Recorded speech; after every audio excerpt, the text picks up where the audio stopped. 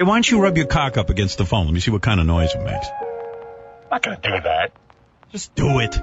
It's a big deal. Are you gay? Which Howard are you talking to? The one who asked that question. Oh, no. I'm just trying to be entertaining, that's all. I'm not gay. Am I gay? Of course not. I have a wife. A lot of gay men have wives. Yeah, but come on. You know me. You know I'm not gay. I'm just asking the guy how big his cock is. Well, you're asking him to rub it up against the phone. And all you do is mooch over people. You do nothing. You're a big homo. That's not entirely true. What do you do, really? I'm bisexual and I don't mooch off everybody. People are going to be shocked that you put out an exercise and diet book because they don't think of you that way, right? They think about you. But here you are today with is the book out now? Yep, Formula 50. Is there a bunch of pictures of you with your shirt off so we can see your muscularity? Well, no, I didn't take my shirt off. Musculature? We got to have an example. I want to see your musculature. This is not about... this is not the Chippendale show, Robin. Are you very ripped? If you took off your clothes now, you were totally nude. Would I see a man who is in the prime condition? You have to have him totally nude? Yeah. Look, would you mind being totally nude right now? Yeah, I'm not taking my clothes off. Please. I was trying to give me a strip in here. Please, if you don't mind. Girls you bring up here. Take off your clothes. Take off your shirt. Let me see I'm what's not going taking my shirt off. I want to see if you got titties on it. Last time I watched the show, so you had the porn stars up there. Yeah. And y'all had the girls in here stripping and stuff like that. I'm like, me? You want to bring me here? I want you nude right now. You got to be kidding me. Come on, man. I'm doing way too good for this kind of shit, Howard. Look at your ass. You're so muscular. Do you have muscles in your ass that you'd like to show? I'm not doing this in a gay way. I just want to, see if you're fat or not. I just want to see. It's not gay. No, man. Tip of your balls to the tip of your penis was over 9 inches. No, right at the 9 inches. Yeah. You making me feel good, man. Because when you watch porno, those dudes is like a foot. 9 is perfect. Oh, all right. Well, maybe that's that's the secret. Oh, that's it. Wait, hold on, Robin. Is 9 perfect, Robin? Perfect. What does Howard mean by that? You know exactly what I mean. My daughter's 15. All her friends are like consumed with who's gay and who isn't. Yeah, that's like a big thing. That's the new thing. Yeah, right. They think I'm gay. Yeah. Everyone's gay.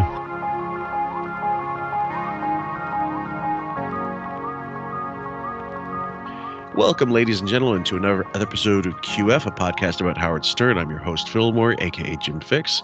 I apologize for my little nasal delivery. I just woke up, but hopefully that will clear up. And welcome back to the podcast, Miss Kayla. How are you, my dear? I'm good. It's good to be back. I think we've sorted out the audio issues, guys, and if there are any, I'm going to do my best to mask them and treat it like it is fine. So we'll find out exactly how good it is. We're glad to have you back. I love your voice, and I love having your insight into the various eps that we choose. And this one, I said I was not going to surprise. I gave her a little bit of a lowdown. It's from March, or the end of March of 2009. Tim Sabean has just finished or is about to finish the 21 days of the green drink that Dr. Roni, if you guys remember back in the day, that Robin decided she was going to go on this. And this is the thing I don't understand. By 2008, sometime during 2008, Robin was already getting thin. Was she was working out again though, wasn't she? I think so. Yeah, I think she had lost a bunch of weight before she even did this. So this was like some extra kick happening. Well, that's the thing. So like this seemed like a little overkill, perhaps. So she got Tim Sabean on this green drink diet, and basically what it is if you don't know, if you weren't listening at the time, or if you tuned out, in which I don't blame you, why you wouldn't. You drink this green drink, which is just it's a veggie shake essentially, and you do it for 21 days. And of course you're going to fucking lose weight. You're starving yourself. Exactly. It's no science. There's no like magic to it. That is literally what you're doing. You are literally just probably having like 800 calories a day, if that. Of course you're going to lose weight. There's a story about Elvis when he did did you ever see the Aloha from Hawaii special? No. Uh-uh. Okay, well, either way, it was the last big special he did before he died, and it was watched by something like 1.5 billion people. It was one of the first satellite feed kind of thing. It was like the moon landing. It was like everybody was watching it, and the guys were saying the reason he got down to the weight he did, like he was able to fit into his costume again because he had been overweight. He went down to 600 calories a day for a month, That's and was nothing. he was just getting injected with basically given an IV for a month. And he put it all back in no time. So, and there's a person out there, I can't remember her name, but she done a debunking of the whole Dr. Roni bullshit thing. We're going to cover that, Sam and I, in another episode, but this ties into it a little bit because people in the back office, specifically Gary, was asking Tim what I believe was an honest question, but she took it upset, asking what's going to be your first meal after you finish this fast, and she got all butthurt.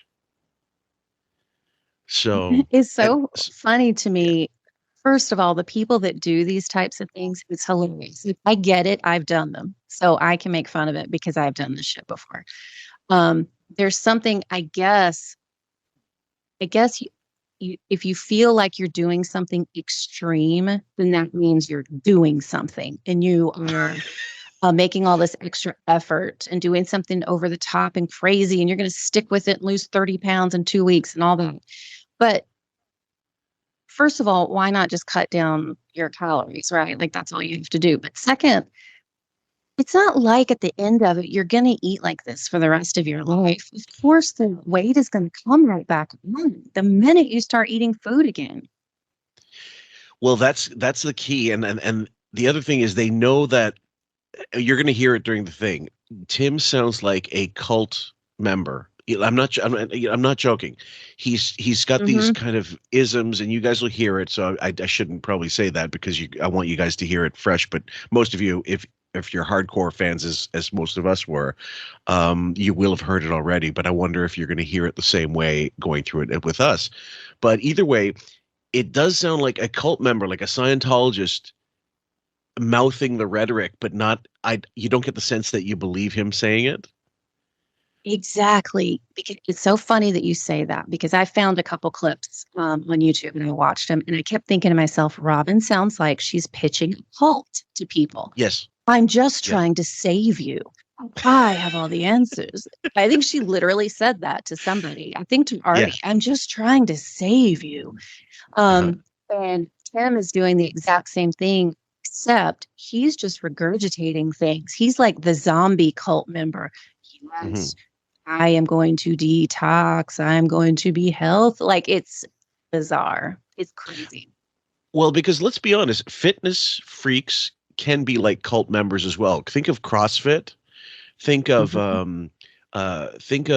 runners. Think of cyclists. You know, it becomes a little culty, or it can. And I mean, there's worse things, I suppose, to be brainwashed into than, let's say, for example, health related stuff. But if and we're not going to go into, people who believed in, flat earthers and shit. I mean, the point is with Robin, it's hard to take coming from Robin because of the yo-yo dieting she did throughout her life. And she thinks as if she's never worked in front of a camera for the last 20 years. And she's not particularly, but the fact that she managed to get a cookbook out of this whole bullshit is beyond me. Now, do you think the pitching for the cookbook must have happened during this time, and she just never got around to it when she was still thin enough to pull that off? It had to have. But now I don't know the process for books, of course, but I would think by the time it started, like maybe it got pitched in the middle of this or towards the end. Then it just took so much time to actually get written and copies made and all that stuff. Yeah. That by the time they got it, when they released it, she had like gained all of her weight back. So I don't know what she was advertising. Right. Like if listen, guys, when we go into the vegucation, which will probably happen with Ben, because he loves he loves the whole run up leading into it. She has a channel, because keep in mind she has a channel, Vegucating Robin. It's still up there on YouTube. It's pathetically underviewed, but that's because no one gave a fuck about it or believed her. And also she wasn't cooking. She was there in the kitchen with that guy watching him do his quote unquote magic in the kitchen and laughing and acting like a hyena and just saying the most like, do you remember that one clip? I put it on the Facebook page. Mm-hmm. And I said, yes. WTF. She says something like, it's all about me or something like that. I can't remember. I can't remember either, but she was just taking over and it was so awkward and gross. And first of all, how can you have a cookbook when you can't cook? What is this? I don't even know what that is. Beth releasing a dog care book when she, she had one dog that they got from a trainer, I believe. Bianca was trained. Somebody else did the training and Bianca went in. It was like a ready-made, dog, which again, I'm not shitting on. If you can afford a trainer and have your dog professionally trained before you get it, great, wonderful. But most people don't have those resources. Right. So, there really is nothing wrong with that. That's fine. How are you going to write a book about dog training and dog care? You don't fucking know. Like, who are you? What are your credentials? If Howard wrote a book about health, it would be just as bad as Robin's would be. So either way, we're going to go through it, guys, and as much as we can, and you tell us what you think about the whole thing.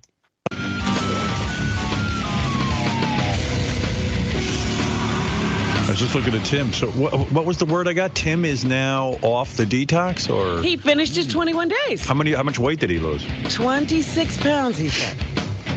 And then you're shaking your head. Why is that? Because it's the exact same that falls in the pound a day. He lost a pound a day. I believe it too. That's what's so insane about the whole thing. Mm-hmm. It's like that miracle diet ad that you get, Oh my God. Well, first of all, is it healthy to lose that much weight in a month? No, it's not. And I know this because I have done shit like this before. I will tell you something. I also did CrossFit. So I'm up here with Robin and not this crazy, but I have done some crazy extreme things. I did CrossFit. And when I was doing it, I counted my calories and did all that stuff. Do you know what happened to me? My hair started falling out. Couldn't sleep. Yeah. The hair was huge. Was scary because you're not getting enough protein, number one. And number two, it messes with your hormones. When you don't have enough calories, your hormones and your hormones affect everything. It's not healthy. It's not. There's a football player. It's not. His name's Roy Keane. He's Irish. Len Young and I reference him a lot because he's funny. He's a pundit now, and he used to play for Manchester United. He was the captain, Roy Keane, and he went on an extreme at one point where went down to 5% body fat, and he was a midfielder. He was in the middle of the park, kind of directing, kind of going end to end. And he was telling his mother, I feel cold, I don't have any energy, whatever. He had stopped eating meat. He went pescatarian and salads and whatnot. He said, listen, when you're running in the middle of the park, salads are not going to fucking cut it. It takes your mother to tell you. It only takes your mother to figure out you're fucked up. So here, you got to eat something. And because he had gone to a clinic in Milan where a lot of other players were going to get detoxed, whatever. And then they suggested, and he said, well, they don't feed you for 5 days. And he goes, surely they're going to give me a pizza or something. He's like, no, you don't eat for 5 days. And for a professional athlete, imagine a football player, like American football player having to do that. It's just not necessary. So my question to you was, because I sent you that link of the missus debunking Dr. Roni. Are you on board with Robin probably found out she had cancer around 2008 and then decided, fuck this, I'm just going to get rid of it myself? Yeah, and I hate to say that because of the situation. So there is that whole holistic world out there. I'm on board with some of it. And there is literally, because I've seen it, there is a whole world out there that believes that if you just do vegetables and fruits and things like that, that your body will naturally kill cancer. Right. And I believe that's probably what she was doing. Mm-hmm. The only reason I think I believe so, guys, is because of the type of cancer she had, endometrial cancer. I looked it up. There's a high success rate of curing it because unless it spreads into the bloodstream outside of the uterus, it's a very slow acting cancer. It can develop over years. And I mean, you really could have 5 years and still everything else be fine, but you'll have some symptoms of this and that, but symptoms that you as women could easily write off as perimenopause, menopause, just having shitty periods. And if you lived your entire life having really horrible periods, you would not think to go to the doctor. Right. Exactly. And that was what happened with my wife. She found out she had ovarian cancer and endometrial, and ovarian is much faster acting. So with this one, it was probably in her just lying in there, and I believe she got freaked out by the diagnosis and said, "Okay, I'll figure this out. I'm going to get healthy," and she did, but obviously not enough, because by the time 2012 rolls around, she has a grapefruit sized tumor, like the same poor Vince Neil. His 4-year-old daughter had one like the size of a football growing in her. Jesus. So yeah, and and then there's the coffee enemas, and then this, and then other, it's nonsense. I believe that's what it was essentially. I think she just pushed it off, and because she didn't have a OBGYN, she didn't have any GP, she wasn't going to anybody, so she eschewed Western medicine 100% during this time. Yeah, I agree. And I think if you already have kind of a proclivity toward the holistic world and the new age and the woo-woo and all that stuff, of course you're going to go in that direction. Now, don't get me wrong. I do Reiki. I do a lot of woo-woo stuff. And I don't see anything wrong with wanting to clean up your diet and get healthy and things like that. But I feel balance, like you have to have some kind of balance with it. Modern medicine is here for a reason. It's not just total bullshit. I think it can be overdone in many cases, but I think she just, like she always does with everything, she goes extreme. Yeah, she swallowed the Kool-Aid 100% and then went full force. And then, but even that, I don't think would bother anybody, except for the fact that she's decided everybody else must get on board as well, and got preachy about it. And that's what her coworkers are all going to tell her, and she doesn't want to hear it. That's the issue. So the difference between this and then 15 Foundation and the thing going on about 15 Foundation the following year, not much different in terms of scope, in terms of focus, in terms of how annoying she got in the office. And I know they're all wanting to pile on her. So we'll play a little more, guys. Gary told me you got mad at Gary for asking Tim what his first real meal is going to be. Gary's like one of those guys who's waiting to see you, go back to your drug addiction. All I said was, Tim, what's your first? Congratulations. What's your first solid meal going to be? No, that wasn't how he was saying. So he starts talking and all this double talk, and I go, leave the color crap out. It's a simple question. What's your first meal going to be? And then you got mad. I just said, why are you making such a big deal? But why are you making a big deal? Solid meal.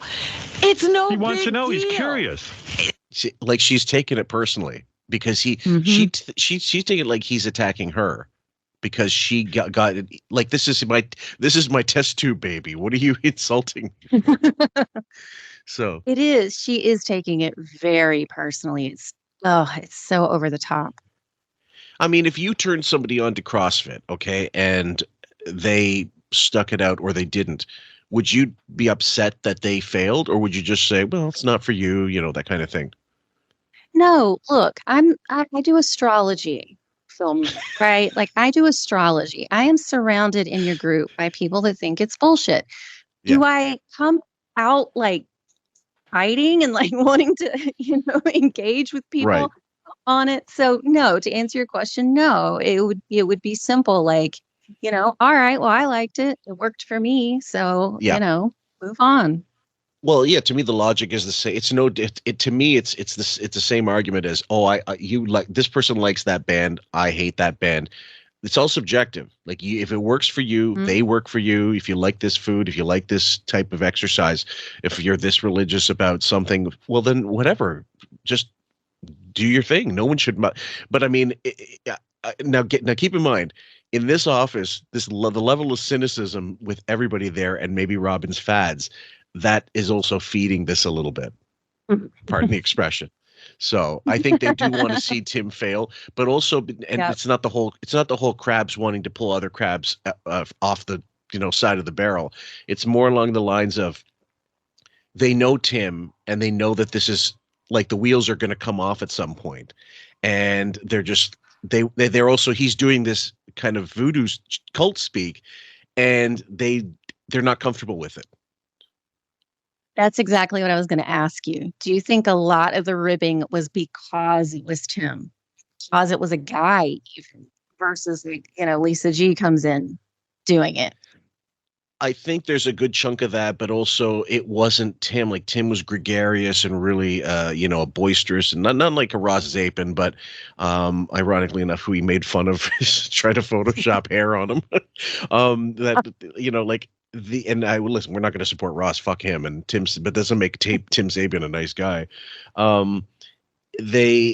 It changed his personality as well, like during this time, and it's I don't think they would be pissed off that he wouldn't share a slice of pizza with them anymore or whatever. But he said like he says something like he looks like he's walking around in a daze because of this diet.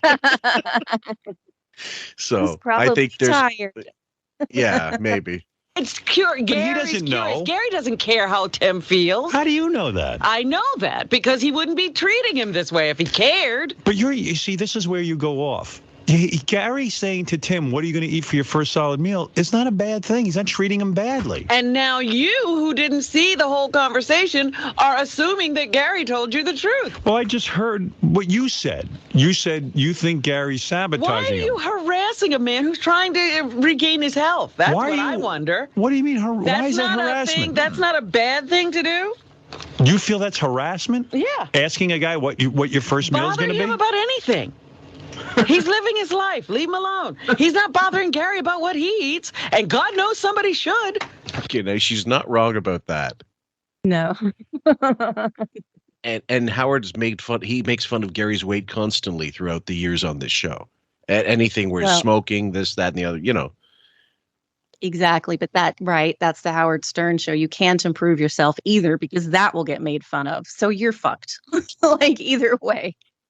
I think, you can't win. But so let's take, for example, you've seen the videos and pictures of Jason, right? Oh, yes. Yes, I have. Okay. Now, do you agree with the rest of us that it's bariatric surgery / it's something that it's not just Nutrisystem that he had done?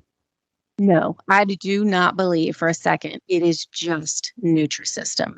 Now, had he just stuck with Nutrisystem, you probably can lose some weight because it's not very many calories per day either. But people who have been like him, who've been overweight their whole entire life, I just don't see him sticking to this 1,000-calorie a day diet without just exploding. So either he's like on Phentermine with it or like the Ozempic or something, or maybe he did get surgery. I don't know, but I do not believe for a second it's just Nutrisystem.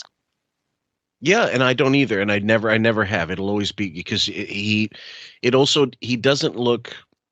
He did whatever he did, but he doesn't look, and it's good for him, like good in terms of for his health. I'm sure he had a fleet of problems, including prediabetes.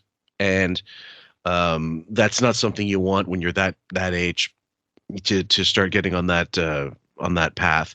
At the same time, he doesn't look healthy. Do you know what I mean? He's lost the weight, but he looks like a cadaver. I know exactly what you're talking about. These people have this deflated balloon look about them. That's it. They got popped and like air came out, like their skin hangs, and like they do not look healthy. I guess it's who knows, it's many things, but they probably lost the weight too fast. They don't have any carbs in them to puff a little bit. Like it's crazy. Yeah, and so at the same time, so he doesn't have the look of someone who also picked up running or who also like lifted some weights and stuff and did like hit it from both ends. I know the one time I lost a shitload of weight was because I did not portion control, but I watched what I ate generally, and then I was running daily. and then I was doing, you know, all kinds of push, you know, the chin ups, push ups, you know, weights, all kinds of, you know, interval training and stuff, and it fell off. There's no question. And the heavier you are, the more extreme the weight loss, but you will get to a point. Like if you're at 300 pounds, to get down to 200 isn't that hard. But when you want to lose the next 50 pounds, that's when it starts to get a little, the progress gets slowed a bit, obviously. So with Robin, I think it's just she's upset that's an attack on her. Right. I love it. We bother Gary about what he eats all the time. As a matter of fact. No, we don't. I was watching Gadget Gary on Channel 11, which is Gary's new name. Gadget Gary? Stay right there, Tim. I'm not done with you. Gadget Gary.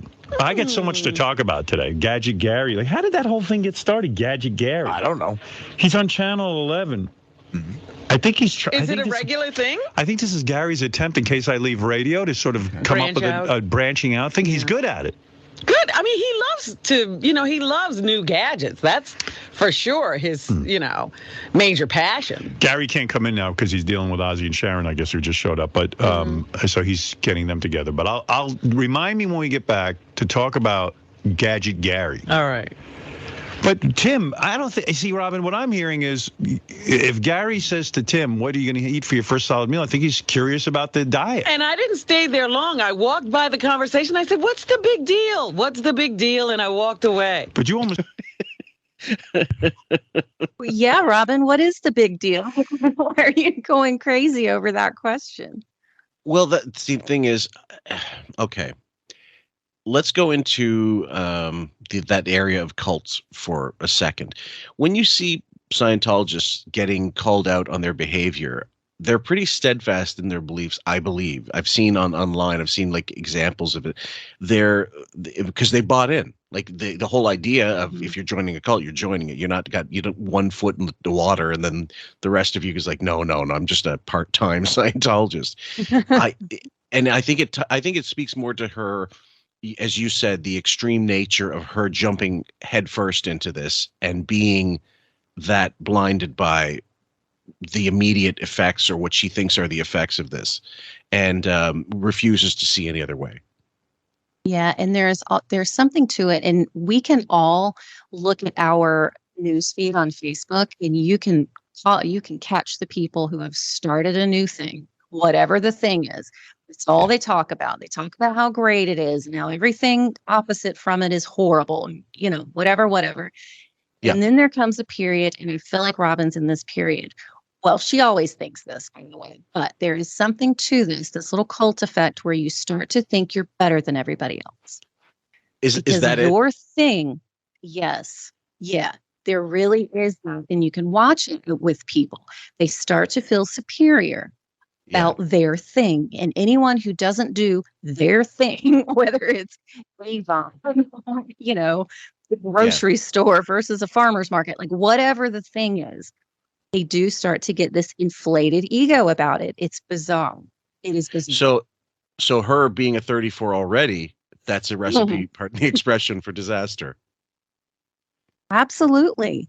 Yeah. She has never for a second thought out herself outside of herself. Do you know what I mean? Like, she's never reflected upon herself in any kind of way. And so did you just, sorry to cut you off, did you actually read, not to that you had to own it, but did you actually see the innards, the first bit of that cookbook, that write-up she did? Did you ever read her book, Vegetation of Robin? I didn't. No. Okay, I will send you the screen caps, okay?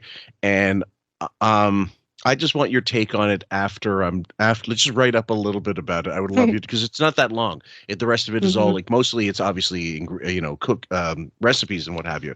But the foreword and the Russell Simmons, fuck him. I mean, Russell Simmons. That's he's writing your. What foreword. Does he have to do with anything? Like, that was something I don't know what the fuck it had to do with it, to be honest with you. Whether he's vegetarian or vegan, I think they were just looking for somebody high profile to sell the book, essentially. And do you really buy books on the basis of who wrote the foreword ever? No, never, right. Ever. Yeah.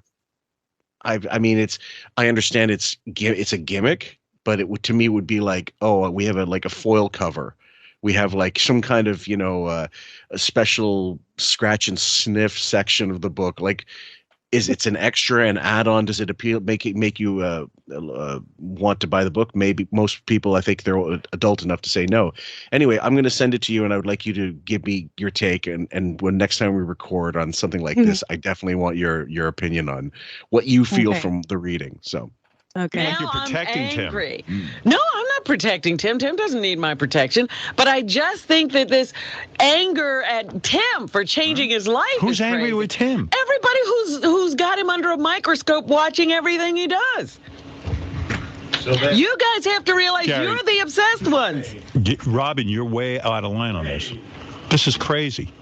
This is crazy. Right. I mean, I'm a 34. Listen, the whole group here. Yes, Robin. We didn't think Tim. We didn't think Tim would make. Okay, she is a 34, and I think it's not long after they've had another revisiting from Ablo, who came in with that Dr. Mark Young or whatever, and they explained exactly what that score was all about. But it's weighing on her mind, obviously. A day, and Tim made it 21 days, and that's great. He lost a lot of weight. How much weight did you lose? About probably almost 30 pounds. Okay, so based on that, you can see it in his face a little, but now he's starting to look gaunt. Mm-hmm. Like he doesn't look healthy. Mm-mm. It's like the cheeks, they start sinking in or something when people get that unhealthy weight. Yeah. And he doesn't have much hair to lose. So if he's losing nutrients, when you said that about your hair, like, was it, how long into it was it where you that started happening? It was probably a couple months. It wasn't that long. It was a couple months. Now granted, you don't have to cut it out, but I was trying to think of how to say it. I have Hashimoto's anyway. So my immune system is not like amazing in the first place, but when I started the diet and CrossFit at the same time, it was just too much. And it was probably about 2 months. It came out in plump. Mm-hmm. It was bad. It was scary bad. Oh, I believe so. Yeah. Because when the wife started losing her hair, she initially said, like, because of the chemo, she initially, she didn't think she was going to be upset, but I knew she would be, and not because she was vain enough to worry about her hair in the sense of, she knows it's going to grow back eventually, whatever. But it's not something you're used to. I when I started shaving my head, when I got decided I was getting rid of it, I got rid of it. That was in my head. I'm like, I'm going to be a bald guy for the rest of my life, and I was fine with that. But you have to make that determination. And as a woman, how many women don't care about their hair? Right, not many. No, in fact, it's one of the sources of pride for a lot of women just to have wonderful looking hair. So, and also you look at it like as like an analog to your health.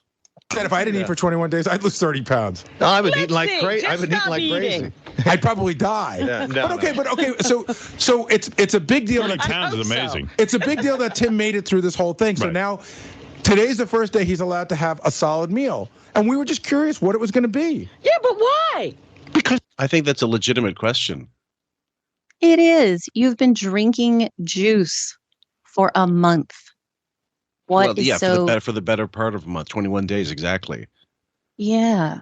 So it's not a bad question. It is a legitimate question. They're not asking, so what buffet are you going to clean out now that you're off this thing? But that's how she's hearing it.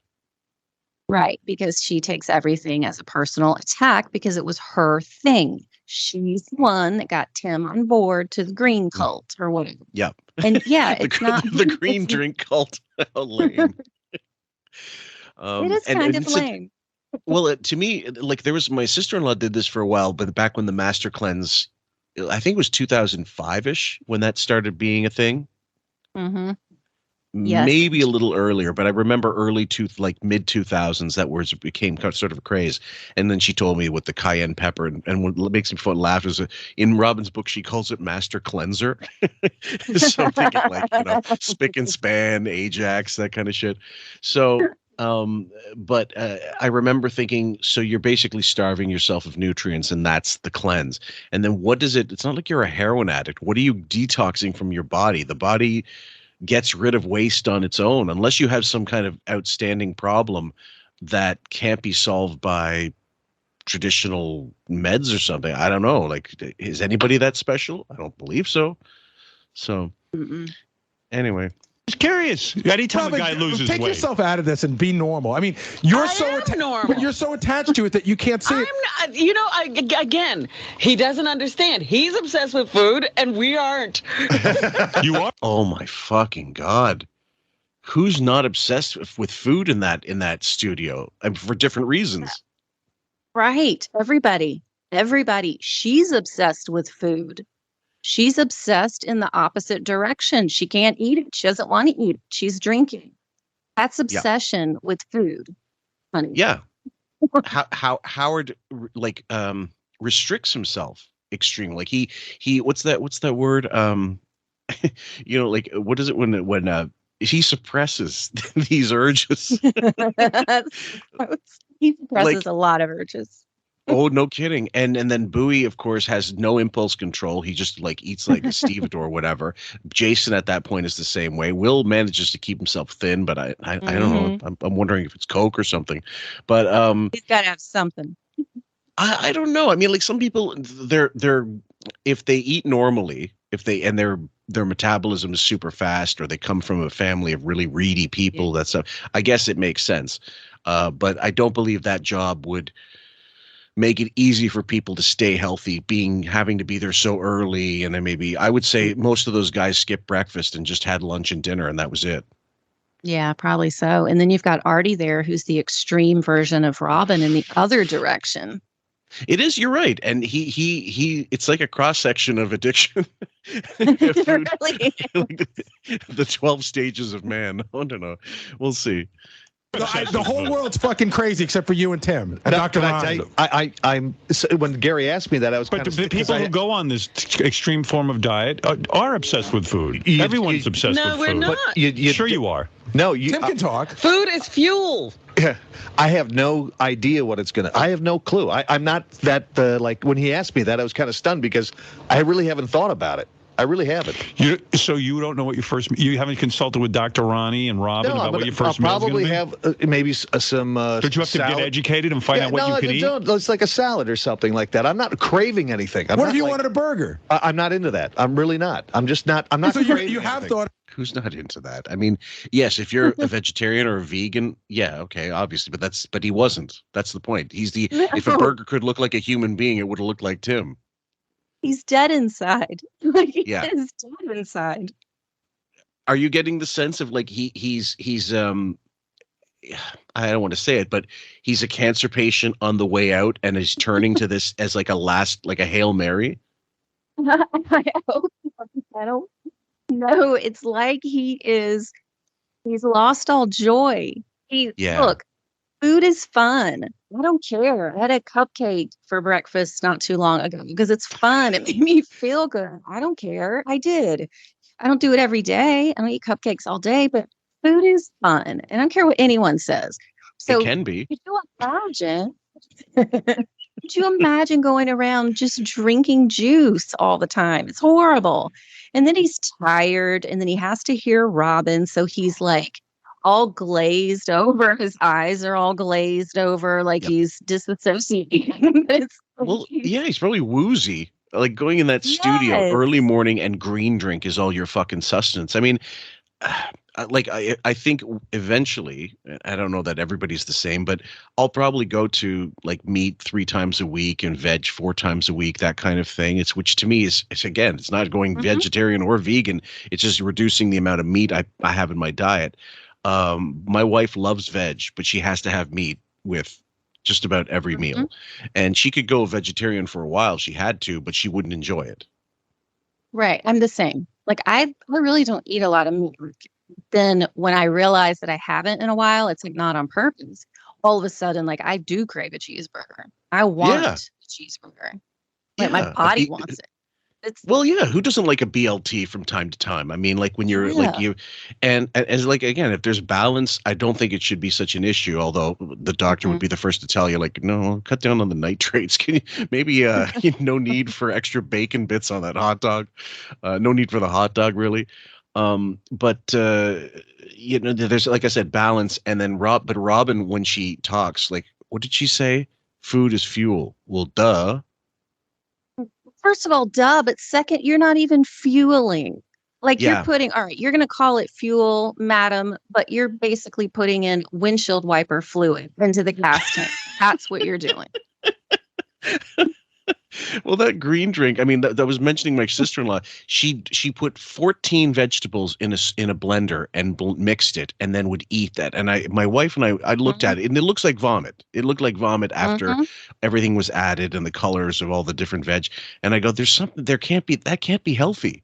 Like she's not, like, to be a vegan, as far as I know, and I've done a little research into it, you do have to be quite smart about finding replacement, like substitute sources for things that were meat. Like if you need protein, you're not going to get it from fucking cauliflower. It's not like 25 vegetables will, you know, instead of having chicken breast, will account for the rest of the missing parts of your diet. No, you don't. You have to have the right type of legumes, they call it. Then you have to find an alternate source of iron and all the minerals that come with with protein. So am I off? I mean, no, it's true. I mean, you're exactly right. Yeah, I even feel like B vitamins only come from, well, maybe not only, I don't know. But like B vitamins, when you stop eating meat, there goes a lot of B vitamins in that. So you do have to be very careful with it. So my thought is always, if we were meant to eat that way, then our bodies would naturally be okay to eat that way without some. Well, yeah. Well, so like, I guess some people would take supplements, perhaps, to, you know, like just if they need that stuff. I mean, if the sun's not out, you take vitamin B supplements, something like that. It makes perfect sense to me. But does it substitute for being out in the sun, you know, 15 minutes or 10 minutes, whatever the day? No, I don't think so. I don't know. You guys decide for yourselves. Maybe I'm the fucking whack. What are you going to eat then? No, I haven't. I really haven't. I if I knew, I would say, you know what, I'm going to have a today steak. You're changing your diet to make it different from the last 30 days, and you haven't thought what you're going to eat? No. And you haven't asked Dr. Roni what you should eat? Like salad and vegetables, that kind of thing. Yeah, they've given you guidelines, haven't they? Yeah, right, exactly. They've told me, like, vegetables you start to incorporate into it, and a piece of fish or something. Or Are you scared to start eating? No, not at all. You're not worried about it? No, I have more control over food now than I did before. Much more control. Where I would walk, like the other day, I had lunch with Lisa Lampanelli, and we're downstairs at Del Frisco's, and she orders a steak and potato and salad and so forth. And I sat there with my green drink and didn't even think about, you know, in the past I would dive into it and probably scarf down the tablecloth. Right, you didn't stop and think about what you were putting in. Exactly. Right. Yeah. So he enjoyed his food, is what he's saying. Maybe he over-enjoyed it. And you see him do the little, like, the ringing of the fucking envelope, just kind of, you know, tightening it, whatever. I mean, it's clearly he's on edge.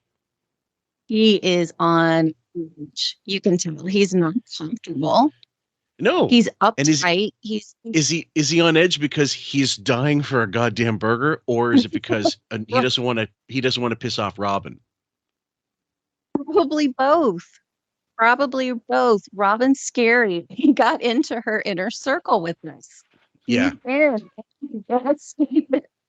Oh my and Lord. If you look closely, he's blinking his eyes for help.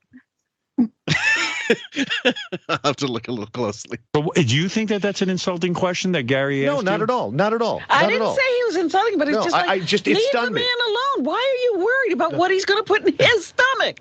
It's something I never even thought about. Do I ask you every day what you're going to eat? No, but when somebody's just lost 30 pounds and they're having their first solid meal, you say that's a showing interest. That's saying, hey, gee, what do you do next? Where do you go from here? I think he was more stunned. I think he was more. Gary was interested. Gary was more stunned at the fact that I didn't know. Maybe I don't know. I haven't thought about it. Today's and that was the thing. You're saying I got angry. Gary was like, "Come on, drop the bullshit. No. Tell me what you're gonna eat." Right, but no. No, because Tim started going to this whole like double speak, and I'm like, I didn't it's a know. simple question, but I am. Wait a second, Tim. You do know. You've consulted with Dr. Roni what the parameters are. It'll be vegetables, or it'll be some kind of. I don't know. I don't know. I just have no. It's not one of my priorities right now. I've got my program that I do, and but you have an idea of what. See, this is the thing I don't believe. Like, I don't believe he's not been thinking about food nonstop that whole fucking time. I don't believe it. I never did.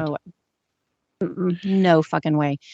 If you have ever done anything like, what's that thing called, Whole30, or any one of those where it's kind of like keto, but you like work basically give up sugar and stuff. Not extreme, but I have gone through those where I try to give up sugar. You're a fucking asshole. Like 3 to 4 days in. Like I'm crawling out of my skin, probably like Artie was in the rehab center because I wanted a Reese cup from Gary. Like it's horrible. It's a physical thing. So no way did he go that 21 days and I'm fine. I was fine. No, you weren't. So he's bought in, but not wholly. And Robin I mean, in some ways, I suppose I give her credit for being so gung ho, but I would have given her more credit if I believed for a second that it was going to be a permanent thing. Like if she really had long-term willpower. No, she doesn't. She goes into it like a guy who starts dating a girl and the first fucking month or 2 months are all bliss, but then all of a sudden you get a little more comfortable and, all of a sudden farting around each other and all that shit. I mean, and the natural progression. Geez. So I'm thinking more along the lines of Tim not wanting to embarrass Robin by being a fuck up. And he's scared deathless. Like he's scared shitless of, fuck, I'm going to fail these people. I'm going to be like one of their failure stories. I won't be able. And maybe he's thinking commercially, maybe he's thinking, well, if I succeed at this, I can springboard this into another like passive income somehow, being a spokesperson for these people. Maybe so. Maybe he wanted to do that like some others have with Nutrisystem or like whatever. And he wanted to spin that. The thing that irritates me about her in this whole thing too is like, even if she is gung-ho, and that's fine, but it's always off and it's always kind of a tell when you get when somebody kind of pokes you about it. Why couldn't she just laugh it off and be like, yeah, I know he probably wants that cheeseburger, but he's not going to do it or whatever. Right. She gets so mad and so like, she's just so uptight about it and just offended. Well, is it maybe because of the inherent narcissism and the narcissists don't like being questioned, about anything, and they don't like being taken to task about certain outlooks they have on, subject X. I have a feeling that that's part of it. The other thing is I believe she's on the brink herself, but doesn't want to admit it. Like she's desperately craving some ice cream or something, and she's not having it. Well, see, that is a good point. So she said herself she eats ice cream when she gets upset, like her depression mechanism or whatever. You mean to tell me in this past 6 months or whatever she hasn't gotten depressed? Did she freeze her green drink and try to make eat it? A popsicle? Right. Oh God, I just fucking threw up in my mouth a little. Oh Christ. I mean, and yeah, there's so you can, anything you like that's, not everything, many of the things that you really like and can't eat, you can substitute with just about many other healthy things. Like when frozen yogurt became a thing, I know half a dozen people that jumped right on board and did not feel like, God, I want that peanut butter parfait. I mean, they did at first go, yeah, it's a bit of an adjustment, but then it became normal. It was just like giving up smoking. When they did give it up, they didn't miss it. While they were in the process of kind of working it through, they were missing it. So yeah. I suppose it's just making a new routine. Like, what do they call it? Breaking the habit, and then just getting into a new cycle where you decide, okay, this is going to be the way I do things. I get it. I think it's enviable. I think a lot of people, when it comes to, let's say, drinking too much or, cutting back on the stuff that is not healthy, I think that's a good thing. But moderation, hence the word. And then, doing the diet and exercises. They do say diet and exercise, but I think Robin literally thinks diet, cut out everything that, she normally eats. And I think she also had a shitty diet. Like, it wasn't just the ice cream. It was ice cream was the big part of her weight gain, but also portion control. Like, she was eating way too much of whatever it is. And then also like just shitty food, like fast food, basically. Yeah, I could definitely see that. Yeah. Can and can't eat. Exactly right. Yeah, I know what I can and can't eat. That's what Gary's asking. Okay, if that's the question, yes, I know what I can and can't eat. But what am I going to eat? I don't know. No, Gary was wondering about what the the coming off the rehab meal was going to be like. Right. Are you going to go out and have your favorite steak? I didn't say that. No, wanted. I did not say that. Somebody came over and said, "Are you going to Del Frisco's?" And Tim laughed. I genuinely want to know what the next thing is you can eat. You can eat anything you want, basically. Well, you can't eat anything you want because can you have a steak and fries? Sure, if you want, if that's what you want to do. But I don't want that. No, he's asking within the parameters of your new diet, what are you going to eat this afternoon? You eat healthy. You eat organic. What does healthy mean? He doesn't fruits, know. Organic vegetables. You eat fish or chicken. You eat. Where do you go for that? Where do you get your lunch? Anywhere. I can go anywhere, basically, in order that vegetable. You're shaking your head. Well. Okay, he's already answered this question like 3 times. Why do you keep saying, what are you going to eat? And he said vegetables like 10 times already. And then now we're just like, where do you go to get that? Anywhere. Yeah. Anywhere. You can go to Wendy's and get a baked potato. Shut the fuck up. Yeah, well. What is it? Well, I guess what made me think it's because Tim is now regimenting himself that he has planned this out. Like, this is a step-by-step thing. And it's like, okay, on day 22, you are going to, I don't know, fucking Delmonico's, and you're going to have a Caesar salad. That's it. And he sounds like a robot.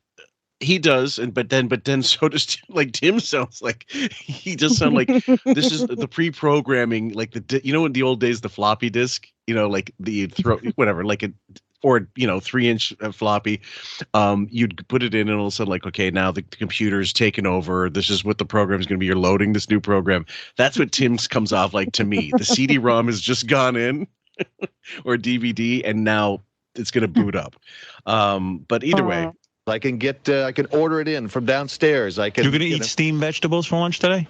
Maybe. I don't know. What kind of vegetables do you think you like? What do you like? Let's see. Going to get a little broccoli on there? A little broccoli, a little lettuce. Do you dip it in anything, or you just eat it straight? Put a little olive oil on it. Yeah. Eat Robin, you agree with olive oil? This is Tim's life. It's not mine. But let me tell you something. Now she's disassociating herself from him now. What prompted that? Olive oil, like she's offended. He's going to have some olive oil. It's his life. She's back to the screen, by the way. That's interesting. She's looking away. Doesn't want to be a part of whatever's happening right now. What is she? Is she leaving him to be thrown to the wolves, or is like, and why is olive oil the big, or is it she's offended because he's considering going to real food finally? I don't know. Or she can't take it anymore. She can't take them beating up her diet. I don't know. Wow. That's why I wanted this clip, because Robin comes off incredibly insane here. And we know there's special kinds of insane on the Stern Show.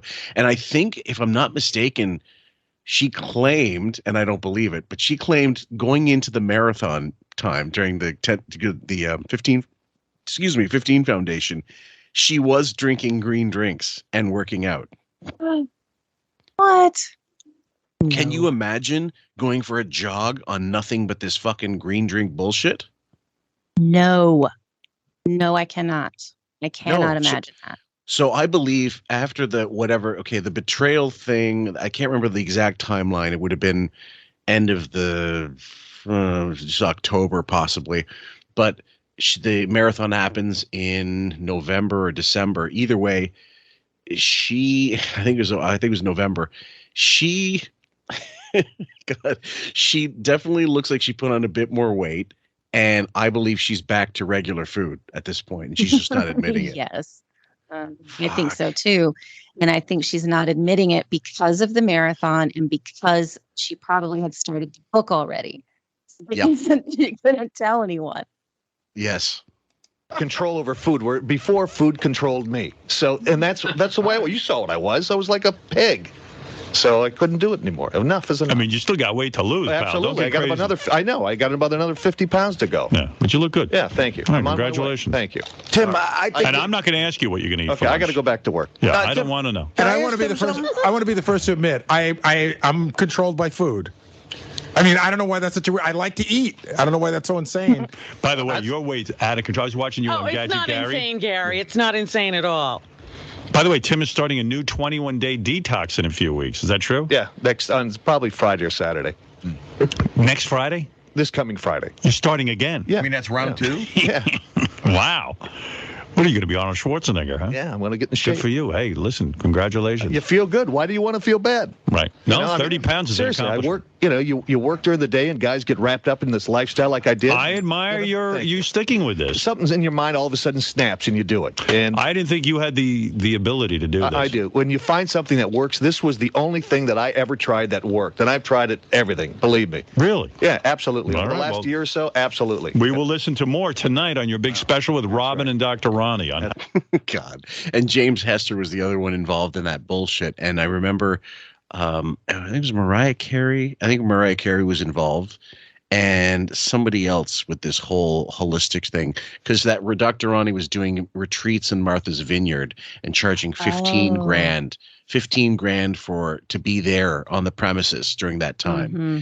And when you watch that video, did you watch that video or any bits of it?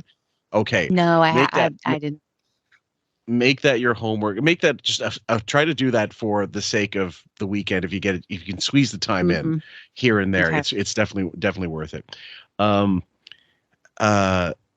Snake oil salesman.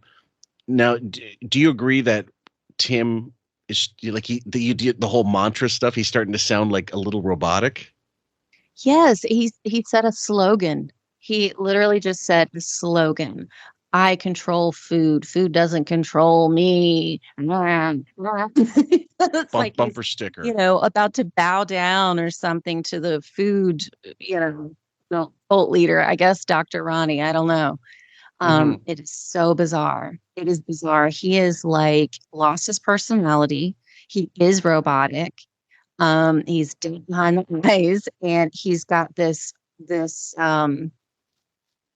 woman over there giving him the side eye on everything that he says, like making sure it's like she's put some kind of weird fear in him over this green drink. So weird. And it's something that she's doing. It's not something that she started, meaning, she created it and this is it should be a personal offense. Yeah, but yes, exactly. And it just goes along with every single thing she's ever done. Once she commits and she gets into it, it's hers. It's her thing. And if you say anything about it, you're offending her, the individual. I've never understood that. Like if someone doesn't like a sport that I watch, well, then they don't like it. It's not. I didn't create the sport. I didn't. You're not shitting on my baby. You're right. Expressing your opinion. Okay, so be it. It's different if somebody says you're a fucking loser because you like football. That's different than saying, oh, I hate football. I like whatever, skiing. I don't know. Well, even if someone said you're a fucking loser for liking football, then I'd be like, so what? Who cares what you think? I guess being that thin-skinned, Robin would be, this shouldn't be that surprising. But again, if she's in such control, it makes it sound to me like she's on the verge of breaking down. And this again, guys, March 2009, she maintained this this kind of weight for quite a while. I give her credit. She did a couple years where she thinned out. But then, like I said, by the time the marathon rolls around, she's starting to, you could tell she's slipping. Yeah, for sure. Howard 101. Please call in, Gary. I'll be eating. Can I answer? I just want to answer. Let me tell you something. All the emails that I've got, I got so many emails over the course of the last 3 weeks from people that listen to the show that, all of a sudden come out and they say, you know what, I'm in the same situation that you're in. I couldn't believe it. The response that I got, like on Facebook and emails to, here at Sirius and so forth, that people want to know about it. Right.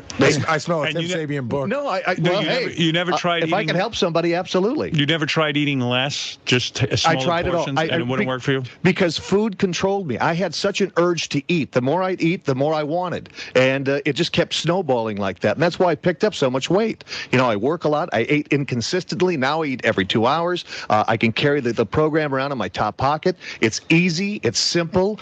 And God, he sounds like an infomercial. I know, it's so rehearsed. He is literally doing the cult member speak. Here's what you say, here's what you say, this is what we say. Like, he's been at a meeting, the green drink meeting, where everybody said the thing and clapped at the end, and he's just like regurgitating it.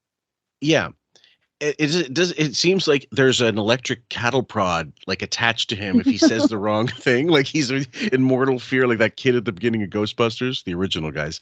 The other thing is he said, okay, but the one thing he did say, I do agree with, and I did this for a long time, snacking throughout the day as opposed to full meals. And I found my definitely increased my metabolism big time by having whatever it was, a handful of something every couple hours as opposed to, three squares. Mm-hmm. Yeah, I've done that too. And it does make a difference. And it does, like, depending on what you're eating, not, cookies or something, although I do that.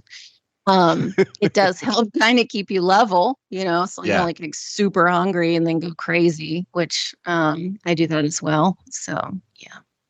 Yeah, I mean, it's and portion control. I mean, again, if you love to eat, and one of the best quotes I remember was from I think Claudius, and the doctor tells the emperor, never get up from a meal without wishing you'd wanted more. Like, you should always go up having room for more, meaning you haven't gorged your fucking self. And you know what I mean? And so, and I kind of live by that now, and especially that's why I stopped going. When there's a buffet option, even if it's like a high class buffet, it's wasted on me. I would go to the restaurant and order just a regular meal because I'm not going to fill myself up on 2 plates or 3 plates of something because I paid that much for the buffet, or because you can, because I don't feel better afterwards. No. I mean, I think we've all gone to a Mexican restaurant and had all the chips and the cheese dip and stuff beforehand, and then you get your meal and you want to die because how can you eat it? Then you eat it anyway. Like, because it's want to die again after because it's so disgusting. Yeah. Well, yeah, it's where I can go nuts is like Indian food, like when there's an Indian buffet or when they've got a set meal or something like that. But even there, it's like you can take stuff home, guys. If it's not a buffet, you can still take some home. Although I'm sure there's people that bring a bag to a buffet and bring whatever they can home. Like Christmas, Easter, those are the 2 big meals back home that I remember. And even then it would be 1 plate and done, and not a lot of food on them, like just a good, like 3/4 of a plate or something, and definitely enough to fill me up. But I had no desire to go back and get more because turkey leftovers are the best. They are the best. And here we do Christmas and Thanksgiving. And I do eat way too much. Yeah. I do eat way too much. I do have more. And I feel gross. And I don't care. And I take home leftovers. On those days, is it one of those things where you just allow yourself for that day? Yes, because it's so good. You have like 20 different items there. I'm not leaving anything. I got this literal spoon of every single thing that is there. There could be 5 casseroles that all look yummy. I am getting a spoon of every single one. I don't care. Mashed potatoes and sweet potatoes. That's right. I'm from the South. That's what we do. And I eat them. Everything. Jim Florentine did a bit. I can't remember where exactly it was from, but he did a bit where he would pull a chair up to a buffet table and start eating out of things. that people are supposed to pick from. Now, so I think for special occasions it's fine. It's great. But again, I don't know. Someone said drink water. Ages ago. Drink water while you eat. Fill yourself up with water so you don't get. That doesn't cut it for me. And I don't enjoy the food by doing that, by fooling myself into thinking I'm full. Right. Like, look, just don't eat like Christmas every single day. Like, that's really all you have to do. Yes. Right. Slow down. That's it. Just slow down. Chew your food. Enjoy it. Yeah. I mean, God, one of the kids that my wife taught when she first moved to Asia, the kid, I can't remember his name, but he would jam the rice into his mouth at lunchtime, and she kept telling him, like, you're gonna vomit, you're overeating, like you're overdoing it. And sure enough, he kept doing it day by day, and 3 days into the semester, the kid, of course, vomited after she warned him, don't do it. And it's like, well, he picked that habit up at home, and no one ever corrected him. Yeah, I could see that. It is a habit. Yeah. And so Tim's got a plethora of bad habits as well. He's an overeater. He loves food. But, I guess there's worse ways to go. Anyway, we'll continue. So good. What more can I say? All right. And you can't argue with success. Tim, you look great, actually, and I'm envious of how you look. But are you okay? Like, you seem like you're in a daze or something. Yeah, you're not joking, right? No, I'm not joking because I'm actually serious. Because you're one of the most gregarious guys I've ever met. Like, you come and you go, hey, what's up? He tackles you all the time, and now you look like you're sort of going to faint or something. No. Now, Artie is no one to talk. He looks awful, by the way. Like, he looks. This is well into the about the time he busted his eye open and went to the hospital. And physically he could not look any worse. But that doesn't mean he's not accurate with his assessment, I'm sure. I think it's funny he said that. I mean, we were saying it, talking shit about him or whatever, and then I forgot Artie said it too. He's not wrong. Well, it's like the obvious is staring him in the face. He can't not say it. And and again, weight loss is one thing, but when you get that, if you have that look of you have no energy or you're lethargic, is it worth it in the end? Yeah, I guess. Oh, no. I mean, I don't. The initial, so. It only if you keep the weight off does it make any sense. Right. I mean, I guess sometimes you have to struggle a little bit to get to your goal or whatever. That's fine. Right. But now, like in hindsight, he went through all this for no reason. He just tortured himself for like nothing. Like, why bother? Do something else. I don't know. It is self-inflicted torture. I don't know. Any other way to put it. Like if you had nothing but Jell-O for fucking 30 days, what would your body end up being? God, I can't even.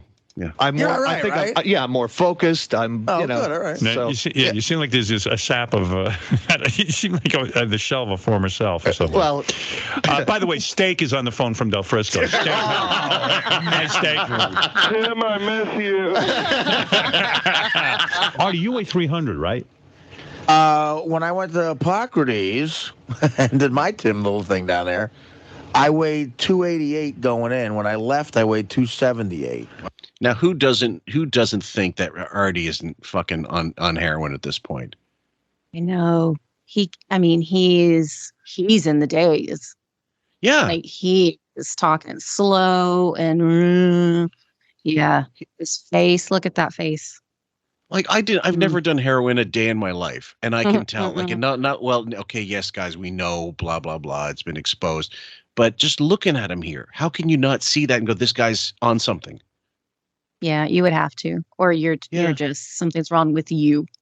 Yes, I believe so. And what do you think? You think you've maintained that? No, I'm probably about 285 now. Yeah. I'm probably about back. Yeah, because when I went down there, they did an official weigh-in, and I was 288. And so I you lost 300. I probably lost but I was before them, but I probably had lived a little bit better going up to that. And then I lost about 10 pounds down there, so I'm probably back around 285. Want to ruin your day and weigh in? Huh? Want to ruin your day and weigh in? I don't care. Go weigh yourself. See what you weigh.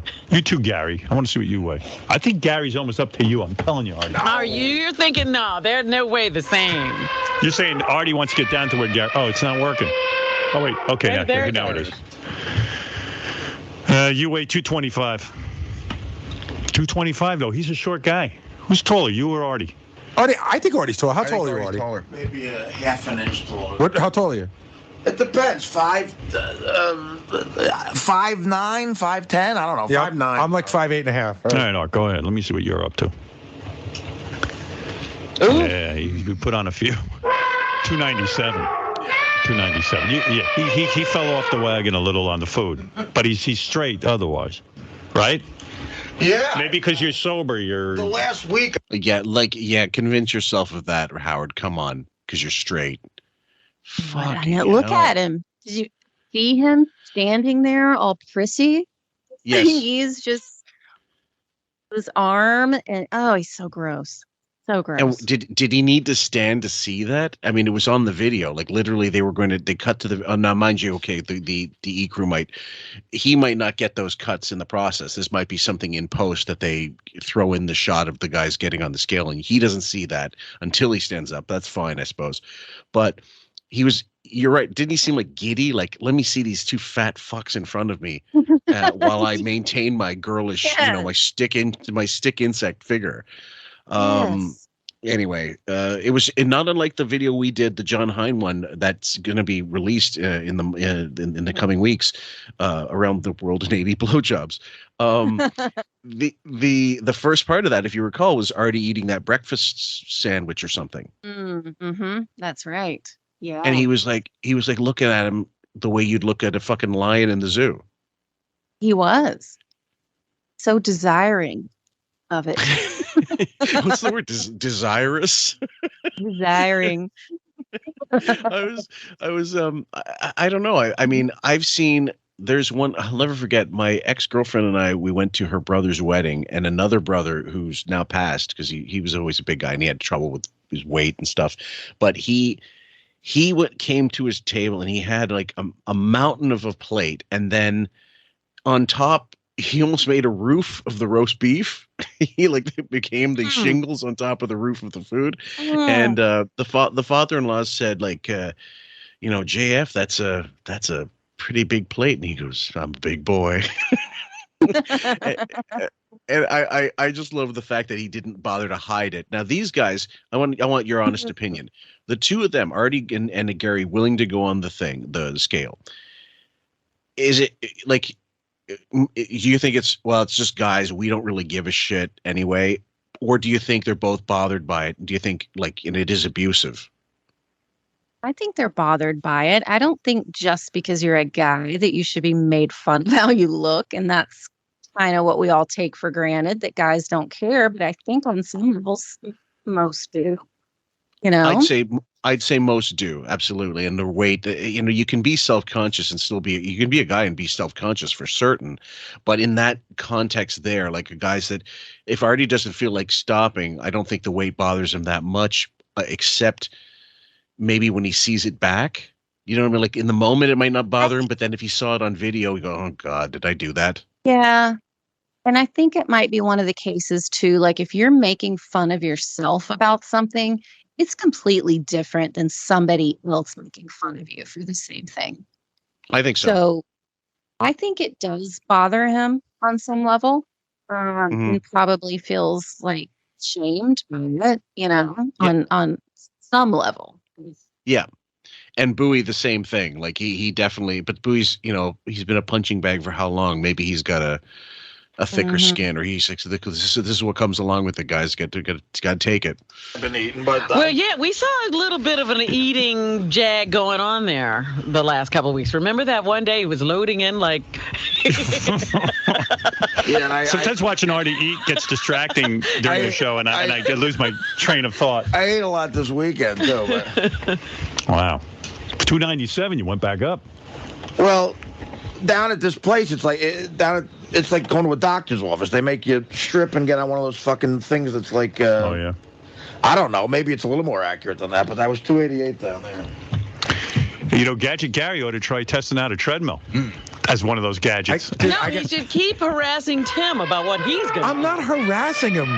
You don't think after him the whole Robin, time. It's conversation, Robin. It'll never work, Tim. I didn't say that. You must be suffering. See, Robin hears other people saying that because there's a lot of people out there that do that.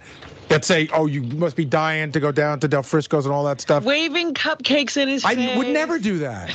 I believe that. I believe some of those assholes in there would totally do that. I know. Christ almighty. I would never do that. Well, maybe I'm just getting on your case for all of the others. You are. But I mean, Robin, again, take a step back. A guy has made a drastic move in his life where he has cut out food for 21 days. You think it's weird to ask him how it's going? I don't think it's any of your business. What is any of your business? It's ridiculous. I don't think it's any of your business to ask what I want to talk to my friend Tim about. I really don't. I don't think about what. Have I ever asked you what? You're just getting super defensive, you fucking idiot. Well, of course you do care. Like you wouldn't get this bothered if you didn't care. Right. You wouldn't be mad about the whole thing. And that's what's so crazy. What's mad about? Nobody even, she always does this. She gets mad and you're like, what are you even mad about? Like, what is the deal? I think this is a kind of a throwback to what it must have been like in the early 90s with her in the studio and the interns getting scared of, having to deal with her on any level. Now, I don't know if I told you, one of the fellow QFers, Matt, I did an interview with him ages ago, and he was a K-Rock intern at the time, like back in the day, and he did have some interactions with the staff. And I asked him about Robin. I said, like, was it as far as you know, was it as bad? Because he had interaction with other interns. He said there are definitely some interns that she made cry with her just being an abusive person, and but in terms of like he never had any issues with her personally. But then again, it might have been a prettier intern who was thin and everything she wanted to be. I could see shit rolling downhill real fast in that environment. Me too. She tries to act like she's not jealous of that kind of thing, but I think she totally is. I really 100%. do. Yeah. You're gonna eat? You're becoming a mother hen on this thing with Tim. No, but really, have I ever asked you what you're going to eat? If I didn't, let me ask you a question. If I didn't eat for 21 days, would you be a little interested? Answer yes. Forget about me. I should be asking you what you're eating. If I didn't eat for 21 days, I ask him what he eats. But I don't. That's you. It's foreign to me because I wouldn't bother a person. Listen, you would have before you got on this diet. You lost weight. I didn't bother anyone. Oh, stop it. Sure you did. You used to ask people how they do it or how they lose weight if you were interested. Come on. That's conversation. In a sympathetic way. I don't stand in the hall and try to. You've gone way overboard. Like you are so possessive of Tim. He is I'm like not your boyfriend. Possessive. Oh, you have completely. He is telling Tim. I've had soup with him. Robin, you were answering Tim's questions like you were his wife. No. He was telling Tim that, stop drinking. First of all, I've heard him on the wrap-up show saying Tim has drunk the Kool-Aid. Well, he has. Sorry, Robin. Now, this is the thing. If you've bought into a cult, in my opinion, if you bought into a cult, then like I said, you are steadfast. You're 100%. Once you've made the step, you're in it. Mm-hmm. Like, it's all or nothing, isn't it? It's like, there's no, you don't have one foot in, one foot out. And you can feel upset about like, and now you could be a cult member. You could be a Catholic person and be insulted by someone questioning the strength of your beliefs or, saying that everything you believe is bullshit. I get that. But if you have enough faith in that thing, it shouldn't bother you one bit. That's it. You just said it right there. It's why it's such a problem with, and I will not get into this, but it's why I have such a problem with religious people in general. Okay. You have your faith, then why does it bother you so much when somebody challenges it? Why can't you hear an opposing opinion about your beliefs if you truly believe it like you say that you do? Sure. You wouldn't be shaken with the information. But they're so layered with it. But I think there is a little bit of that doubt in you And that's what triggers when you get challenged. That defensive reaction that she's giving. Mm-hmm. Exactly. Yeah. I think, with Robin, of course, she's been a dilettante with just about everything in her life, and that goes straight into the racing, the horseback riding, wine. I mean, she probably was a wine drinker, but what was the other thing? Look at the veganism, everything. She dabbles. She's a dabbler. They're all dabblers in this universe. But I think I guess that's pretty much it. So she's maybe a little too unsure of herself at all times, maybe. And that's maybe it's always going to be the case. Like if she doesn't have unwavering security or faith in anything she's doing at any given time because she knows she's a fraud, perhaps. Right. And confident person, like just a confident person in general, can have their beliefs and not be shaken like this. He's not confident. And we all know that Robin is extremely shallow. I think she's very lost in life anyway. She doesn't have a strong foundation of who she is, what she is, nothing. And so she's always reaching, always looking, always getting so invested in whatever the thing is, because that's going to be the thing that saves her. That thing. I think you hit the nail on the head, actually. Yeah, she's reaching for a life preserver constantly. Like she's just constantly drowning in whatever her life is. And it's I mean, her life, and it's always been a mess. It's always been a bit of, and like it's her office. Her office is a microcosm of her life. Fucking green drink machines she hasn't used in years being stuck there, and cleaning out, gifts she was given, this clutter, like fuck, like a bad episode of Hoarders. Now, the other thing is, like, if you're, let's say, a Protestant, there's nothing stopping you from reading the Quran and just reading it as a piece of literature, as opposed to I'm reading, the enemy's book or something like that because it's not my religion.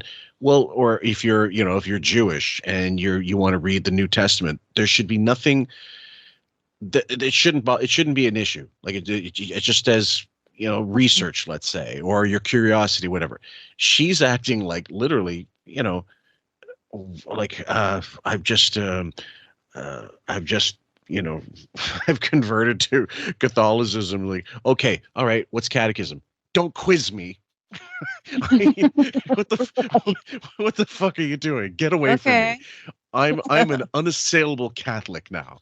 Well, okay then. Jesus, we're getting a little testy. Anyway, we'll see. And again, if she's got all these health problems that she's covering up, maybe that would make her more upset. I don't know. You guys in the comment section, please let us know. What's your opinion on Robin's take on this whole thing? Because I'd love to hear what you guys have to, after seeing it and hearing it, or vice versa. Because a lot of people are just listen on the app and they don't bother with the YouTube function. Stuff like that. Like he's indoctrinated. And I've said that I think that in order for this to work for Tim, he's got to go into it full force and believe whatever he has to believe. He keeps repeating, food controls me, but I don't control food. Right. He's got some new mantras going. But those are all his. They are. You never heard me say it. Those are his own concoctions. Yeah, he comes up with things. We have a list. It's not like Roni did it. So, Tim, dieting is hard enough on its own. Never mind every step of the way having to be sort of everything broken down by Howard and everything. Is this really making things that much more difficult for you? No, I love the challenge. People, say that you can't do something. That just makes me want to do it all the more. And this program that I'm on is so simple and so easy that anybody can do it. And you're feeding your body every 2 hours. You can carry the program around in your pocket.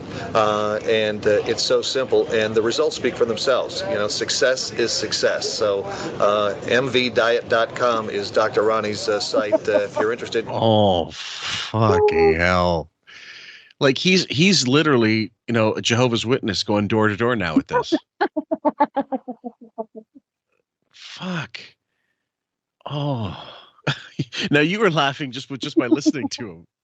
Did it sound like a little too familiar, like or a little infomercial? And it's like, you want financial freedom. Calm now. It's that same bullshitty bitch. They all do. That it doesn't mean the words he's saying don't even mean anything. Like there's nothing behind his words. Right. There's nothing connected. He's not connected to the words he's actually spouting off. No. Oh, he's just saying these things that he's heard over and over. And he's like doing an infomercial. It is bizarre. So you figure that everybody in the office feels the same way we do, and they're all basically going like, "This isn't you. This is a cult." Yes. It is crazy. Like, so in my opinion, what they're trying to figure out, the Jason, Will, whoever else is back there, I think they're all a little disturbed that he is speaking like this, and like more than this, what they hear, God only knows what they hear back there and what they have on film, and they're trying to. I think they're trying to poke. I think they do want him to fail just so he can get back to being a normal guy again, like a normal human being. Because it's one thing if you adopt the diet, but if you start using their lingo, that's when people feel, oh, we lost him. Yes, that's exactly what it is. And it is so like I'm almost having trouble wrapping my head around that this is overjuice. Like this is what people do in Scientology. This is what people do in religious cults. This right here. And he's doing it over green juice. Invasion of the tubby snatchers. Yeah. Christ. Anyway, we'll lay it out, guys. Just a little bit more. I think Gary talks it and Robin does, and she does a shitload of awful laughing. We're not going to play the second part of the video. We'll just continue until this segment is over. On it, and it works. So you're hooked. I'm not hooked. I'm just into it. I feel good, and you can't argue with feeling good. So that's what it's all about. Was Gary's question to you about eating, was it as evil as Robin's trying to make it out? No, not at all. It threw me off because I really haven't thought about it. Their persona is that I haven't, eaten food in the last 3 weeks, which is, true. I haven't chewed in the last 3 weeks, but because I'm satisfied with the nutrients that this program provides, that it really, after a few days, you really lose your appetite or your desire for things because you're totally satisfied. And I was kind of thrown off because I really don't know, or I really haven't considered. I know what I can't eat, or should eat. But when you feel good, you don't want to put anything in your body that's going to make you feel bad again. So I'd be swan diving into an all meat fucking Papa John's pizza at that point. Imagine that when he said, I haven't been chewing for 21 days. That creeps me out. Like that for one makes me want to gag. Imagine your body, like it's missing eating. It's missing. Well, wait a minute. But you said you've done this before. You've done the 21-day thing. No, not the 21-day thing. I have done calorie restrictions. Oh, that's different. But you're literally counting calories.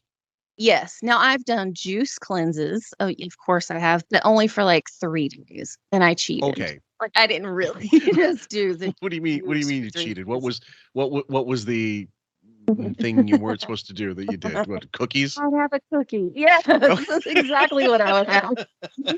So your cookies are Robin's ice cream. Yes.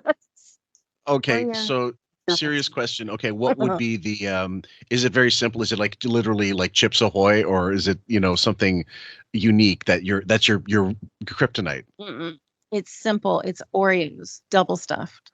Like that's my cookie. That's my regular double stuffed Oreos. Mm-hmm. Yes. So you like the stuff inside the Oreo? Like I you know how people unscrew it and eat the inside that fucking just sugar.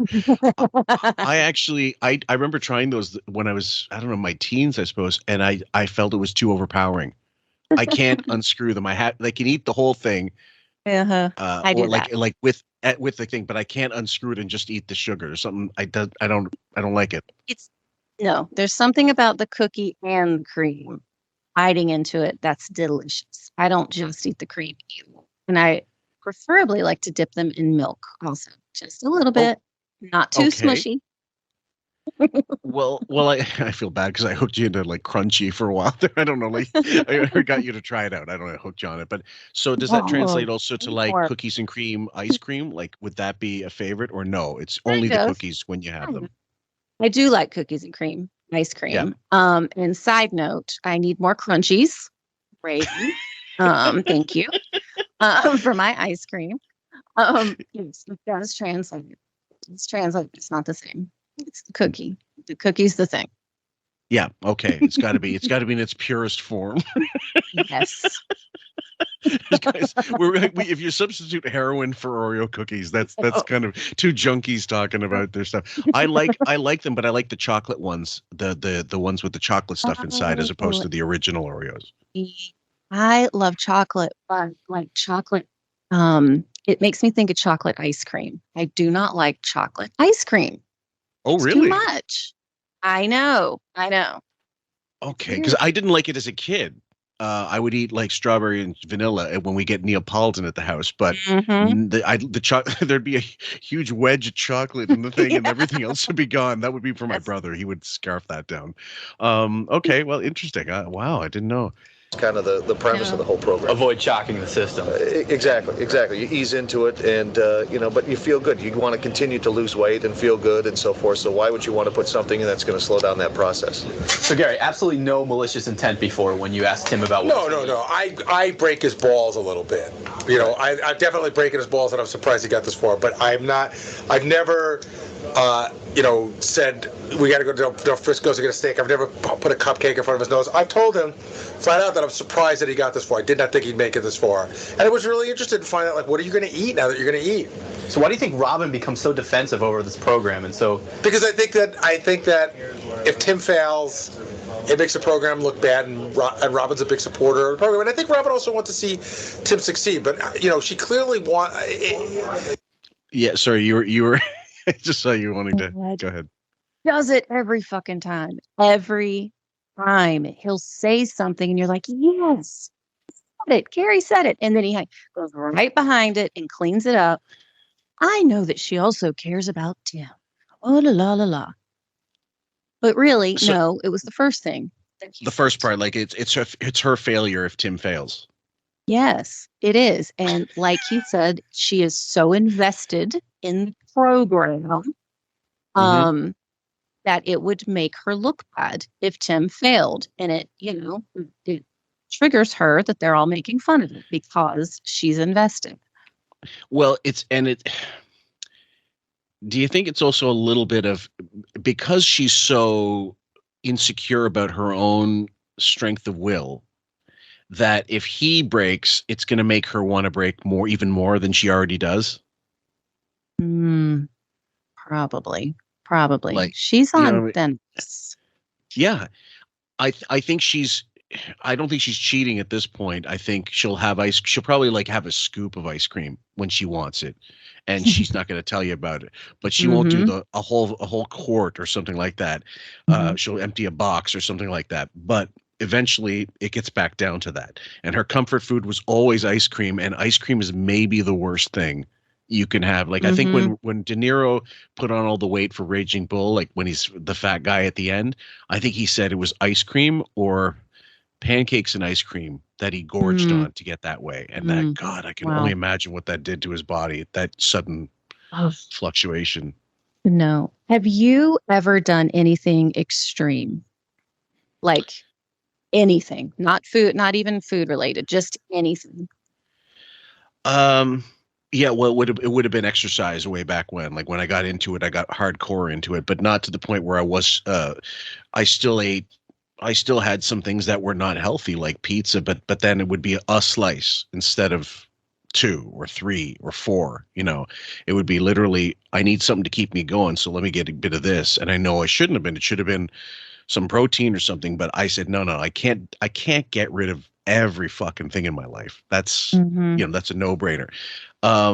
And I did enjoy it. I enjoyed being able to run faster and farther, and pressed it and tried to get into. So I did a 10K, like 10, partial marathon. I wouldn't call that a partial marathon, but that was tough for me. I think that's good.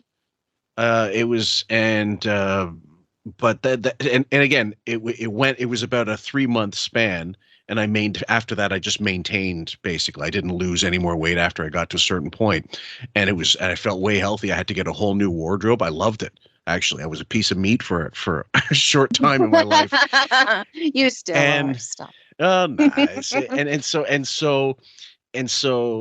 But it didn't become cult-like to me. It just became a routine that I maintained, and because I had the time and the ability to maintain it. But it never translated into, going vegan or, turning into some power lifter or something. It was really just about losing weight and feeling better. And that is what I was going to ask next is, did you find that you were just, how did you quit? Did you find that your willpower just could not be contained anymore and you snapped and you're like, I can't do this? Because it kind of feels good in the beginning. Yeah, no, I got to a saturation level where I wasn't, because you see the initial weight loss. I mean, I went from 180 to 149 or something like that in a span of 2 months. I lost a lot of weight. Yeah. And I shaved my head. So a lot of people thought I had cancer. And, no. And it was funny. My parents had gone to Greece that summer. Dad retired. So yeah, he retired. No, he didn't retire, but they decided they were going to go. And I was looking after the house. My older brother and sister weren't living at home anymore. So I had I was only working, 30 hours a week or something. And the rest of the time I had loads of, free time, no school. It was summer. I was still an undergrad. And I decided I was going to shave my head, and I sent a picture to my mother with a sign saying, "Look, I did it." She was so pissed because she's a hairdresser, and she's like, "No, don't do that." And I go, "No, I feel I want to try this," because I was losing it anyway.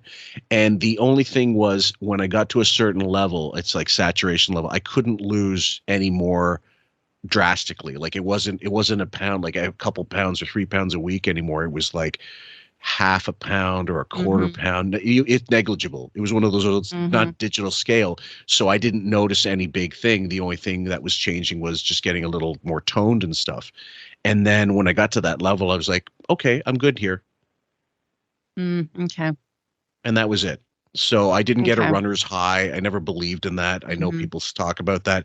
Did I feel amazing when I my whole point was, I don't feel amazing after a workout. I feel amazing a day later after the workout. You feel like you want to hit the couch and not get up afterwards. You want to shower. Yeah, I hated working out. It was torture. It didn't feel good.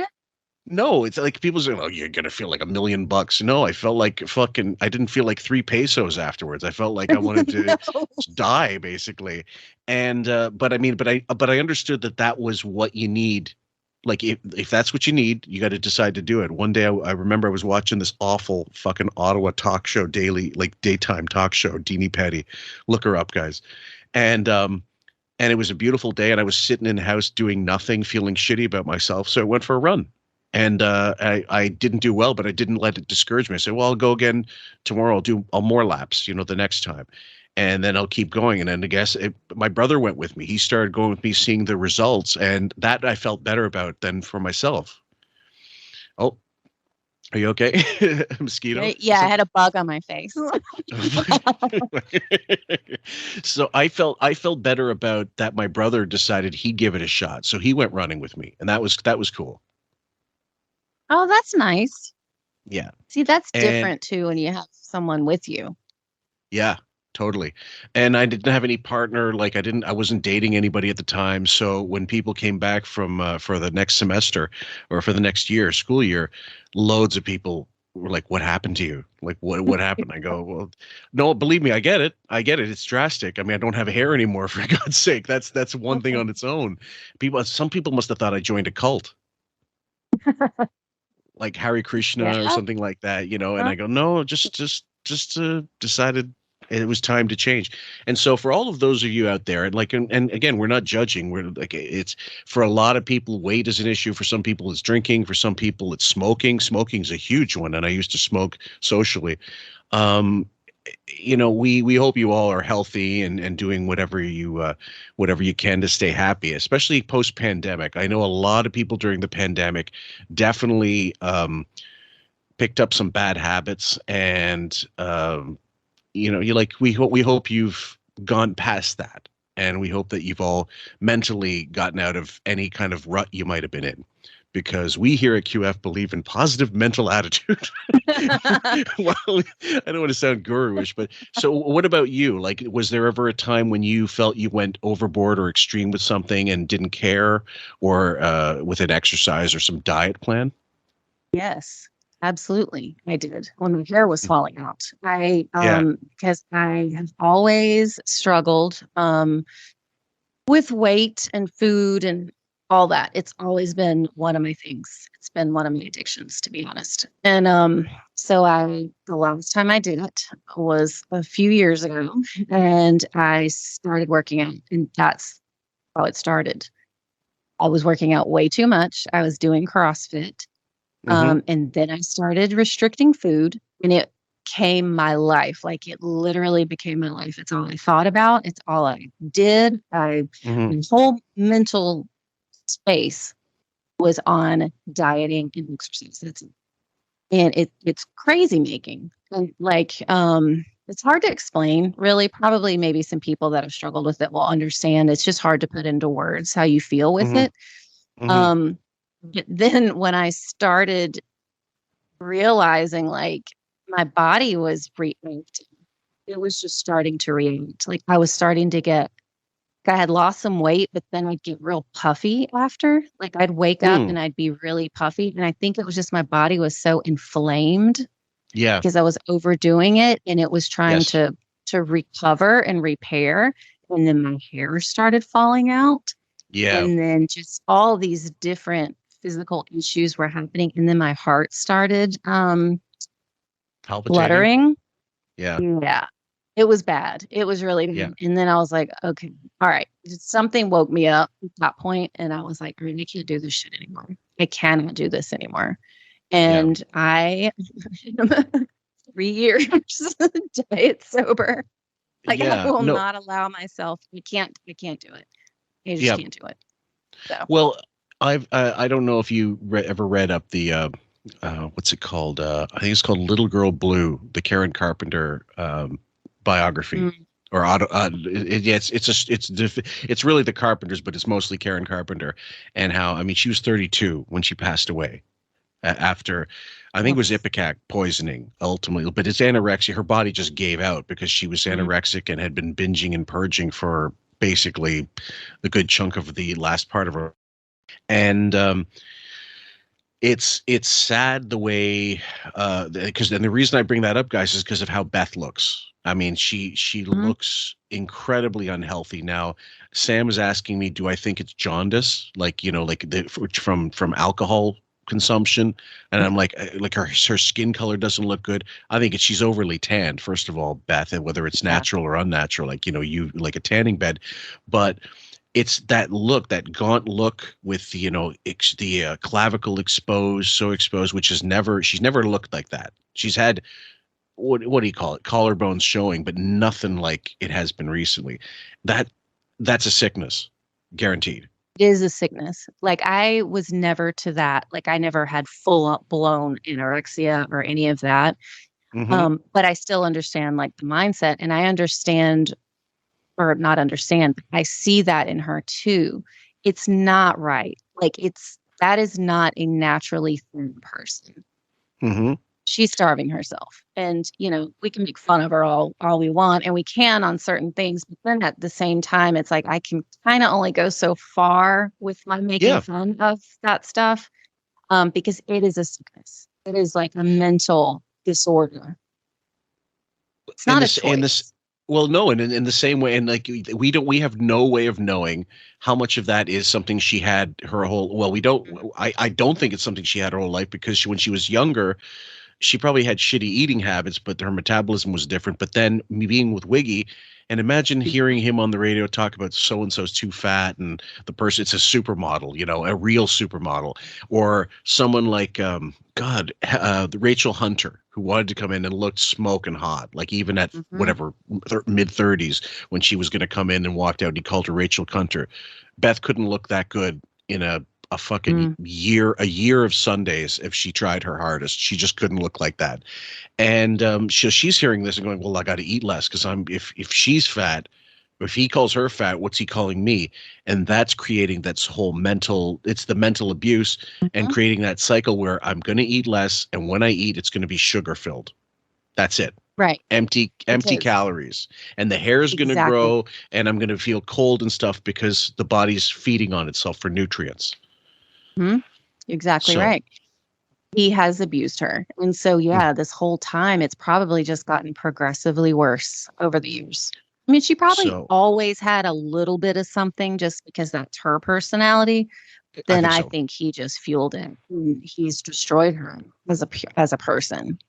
Yep. And sorry for the little digression, guys. I mean, I know you don't like maybe some people don't like it to be about personal issues, but just so you get the idea, we are human beings on the other end of the mics here. We're talking about things that might affect you guys or you might relate to. So, but we'll play a little more because Robin's coming up next. Gabui's going to finish his thought, and I want you guys to really pay attention to her, and you give us your thoughts on her little take at the end of this thing. She really believes in the program, and she wants to see people succeed on it. But given the circumstances and the environment here, Tim's going to get ribbed a little bit. She's got to roll with it, I think. Well, I mean, to act like, if she wasn't involved in this program, to act like she wouldn't be us is insane. She'd be doing what we do because, she's too close to it. I said that to her on the air. Robin, you were very upset with Gary today when he... Oh, here we go. I would not characterize it as upset. Did you get it on camera? Yes. And you thought I was very upset? I thought you rushed to the defense of Tim and the program very quickly when Gary could have just been teasing Tim. Yeah, but who needs that? Why is everything that Tim does about, changing his diet, changing his health, subject to the ridicule of these people here? Well, I think he was... I just collapsed. Maybe I better eat something. Yeah, seriously. This isn't a good advertisement for your program. Maybe Gary was... She's psychotic. That is scary. Like what to expound? Like what did you find? Like by the way, the clinking guys is probably her ring on her finger hitting what looks like it's one of those handicap railings on the side of a wall in case people need to hold on to something. A lot of buildings have that these days. I'm sure that's you can it's just out of frame right now, but you can see it. So she's holding on to that thing and then she stumbled. And she looked like she was winding up. It's like she was winding, like her insides, her brain was, I don't know, it was doing something. It was turning. She was just getting more, I don't know if in a rage is kind of like a hidden rage or something. Okay. So she was gearing up she was gearing up for a punch essentially, like not she wasn't going to hit the guy, but not like that, but it's like she was just getting so mad, and she can never admit when she gets upset. So it's this whole like, I don't know. It's like she just looks psychotic. That's all. Like I'm trying to put words behind it, but there aren't any that make any sense because it was the craziest thing I've ever seen.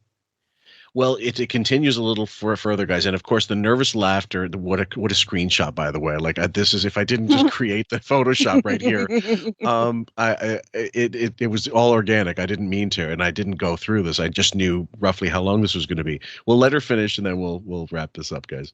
Hey, maybe Tim does need a steak. Yeah, let's do that again. I think because Tim is known as sort of a steak and potatoes guy around here. He's one of the guys. He goes out to eat. He's been known to love food. Right. And now that he's, made such a drastic change, that's why he's getting, catching some heat or getting ribbed a little bit. So you admit he's catching some heat. Absolutely. And so my coming to his defense is a very natural thing because he's catching heat. But it was almost portrayed as though Gary was trying to throw him off his game, trying to throw him off his diet, when I don't think Gary was being unsupportive. I think he was just teasing him a little bit, and you seemed very upset by that. Well, again, why is whatever anybody does here everybody's business? I think there's an over emphasis on it. That's all. It's like somebody's trying to change something. It's not easy to change your life. Give a person a break. How about giving them a little support? So you're drawing a little bit from your own personal experience, the way Howard sort of criticized you the entire time. Absolutely. You changed your way. Absolutely. So you're saying, look at my result and wait until you see I'm Tim. saying I had to endure. I don't want to see somebody else endure it alone. I was alone. Well, and also because you were so successful. I certainly didn't get any help from you. So I was alone. But you were hitting on you again? It's Robin against the world. Wah, come on. What show do you work for, dickhead? Come on. Yeah. No. I'm making an adamant point that I don't hit on him, okay? Whatever the kids call it these days. The kids. So you're saying, look at my success and, No, I'm saying I was alone, and it simply offends me that you don't get support for doing things around here. And when I heard that, and I've heard it over and over again, maybe I came down on Gary in a way that was probably more, for someone else around here who, because I see this all the time. Every time I walk through the halls and Tim is here, people are getting on his case. So Gary bore the. So so basically, once again, somebody else she's pissed off. Gary becomes the punching bag because he's the default punching bag anytime. If it's Jason, you don't go after Jason. You don't confront him. You don't go after whoever else. It goes to Gary. That's an awful way to be. I know. I'm all that way. And to be honest, Gary, he was not giving him a hard time. Even if he meant it in kind of a sarcastic way, like, oh, you're going to eat him. Even if he meant it that way, he really went easy on him. He didn't really say anything that bad. Yeah, I don't think he was really being too rough on Tim. And I think Tim made it worse by opening his mouth. Mm-hmm. Yeah. And issuing some of the cult speak for all of us to hear. For the brunt is what you're saying. Yeah, for everybody, because everybody's doing it. But you think Tim's on the right path? He's gonna do this. He's gonna lose the next 50. I think that Tim should run his own life. Okay, so that's the end of that, guys. The next part we're going to cover another time when we go into it. It's all about, as Wiggy talked about, it was what's Gary going to do after he retires? Well, he hasn't retired yet. It's 14 years later, and he's going to live and die with that show. Thank you so much, my dear, for hanging in for this one. I hope it was fun, or on some weirdo levels. Great to have you back, of course. Any shout outs to anybody out there or well wishes you'd like to give? Absolutely. I want to say hello to my cosmic sister, Raven. And I want to say thank you to James T, because he spent a lot of time with me that he did not have to in helping me get my mic fixed and set up. And so I really, really appreciate that so much. Mm-hmm. Yeah, thank you. Yes, and I agree. Thank you so much, James. There's still some residual issues, but it's not nearly as bad as it used to be. So something's definitely improved. And guys, of course, on Patreon, we got the Thursday sessions constantly going. And as you all know, as you're listening to this, we're like 7-Eleven. The days we're supposed to be open, we are going to be open for business, whether he comes back or not. He did a surprise show just in the last on Monday, or I think it was Monday. It was a quote unquote surprise show with like a big star fucking fest. It was Beth's birthday, but I'm certain it was pre-recorded over the weekend, because why would you do it on a Monday? It makes no sense. I know.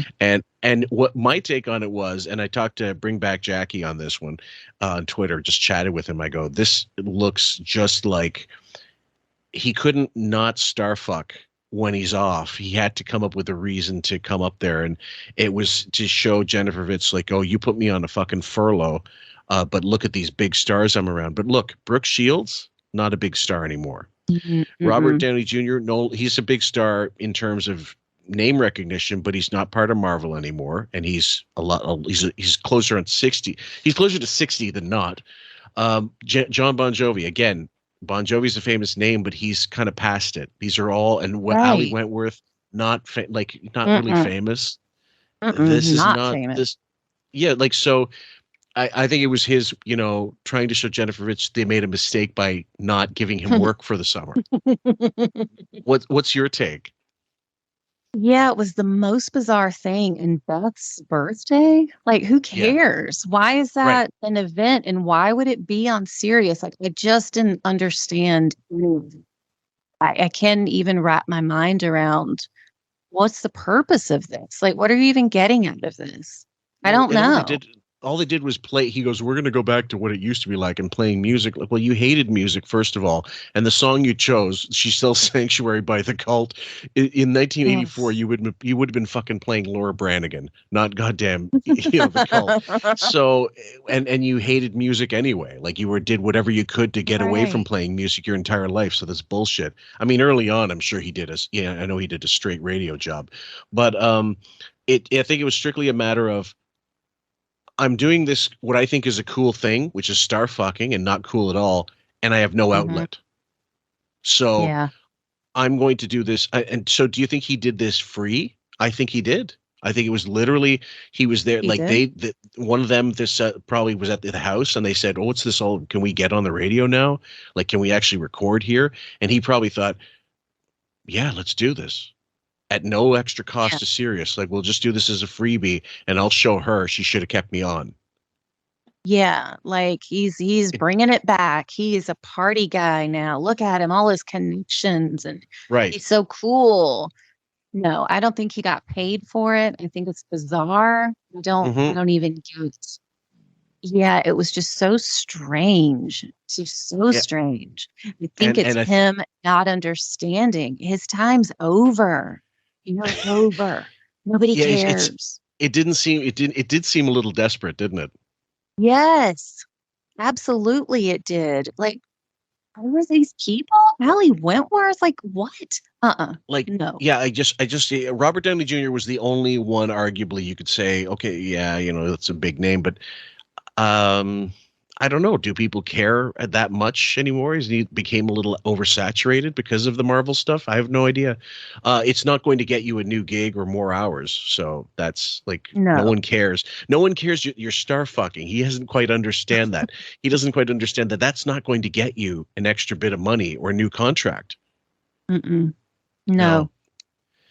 So we'll go through some of it eventually, guys. But either way, thank you so much, my dear, and have a great, great, great weekend. Thank you. Bye. Take care, guys. Well, it sounds fascinating. Hey, Howard, this makes sense. I just read in page 6, Diana DeGarmo was writing a book. It's called Go Away, Little Monster. Well, Eric, I wish you luck with this book. I do. And take your little dog with you. And I'm very excited to have a reading and hear what you have to say, okay? Yeah, I can't wait. Oh, man. All right. Thank you.